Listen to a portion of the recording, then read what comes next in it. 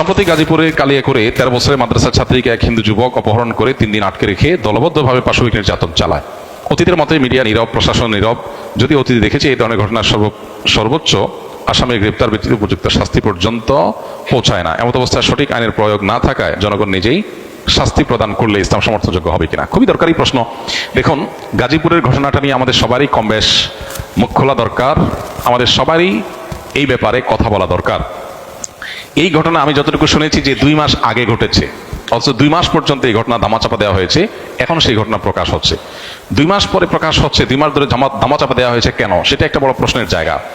আর এই দেশে মুসলমানরা, আমরা দীর্ঘদিন থেকে দেখেছি, হিন্দুদের পূজা হলে যাতে করে সেখানে কেউ নাশকতা করতে না পারে, মাদ্রাসার ছাত্ররা গিয়ে মন্দির পাহারাদারি করে সেখানে মুসলমানদের বদনামের হাত থেকে বাঁচাবার জন্য চেষ্টা করে।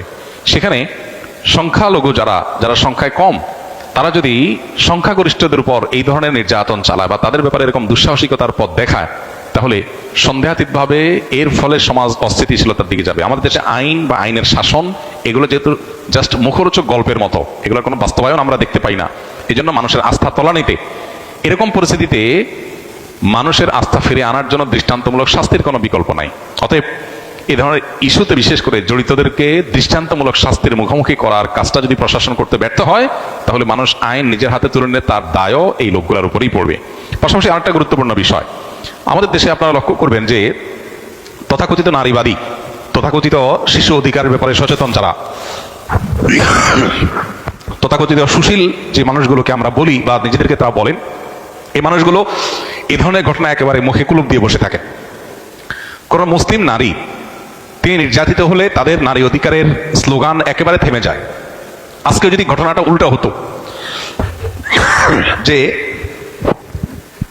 ধরা যাক কোনো মাদ্রাসার ছাত্র, কয়েকজন ছাত্র কোনো হিন্দু একটা মেয়েকে, যে শিশু, তাকে তুলে নিয়ে গিয়ে যদি এই জুলুম করতো, এই নির্যাতন করতো, তাহলে আজকে সারা দেশের মিডিয়া, সারা দেশের তথাকথিত প্রগতিশীল নারীবাদী, এদের পেরেশানের কোনো শেষ থাকতো না, এদের আওয়াজ অনেক বেশি শোনা যেত। কিন্তু দুর্ভাগ্য যে এখন যখন মুসলিম ভিকটিম, তখন এরা একেবারে চুপ, এদের মুখে কুলুপ।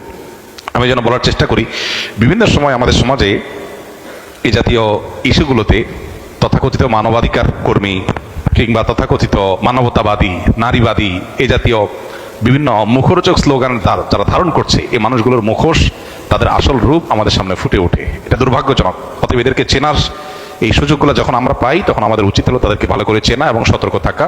আমরা সবাই যার যার জায়গা থেকে গাজীপুরের ঘটনায় দায়ীদের দৃষ্টান্তমূলক শাস্তির জন্য যার যার জায়গা থেকে চেষ্টা করবো এবং কথা তুলবো। আল্লাহ তাআলা আমাদেরকে ন্যায্য বিচার পাওয়ার তৌফিক দান করুন।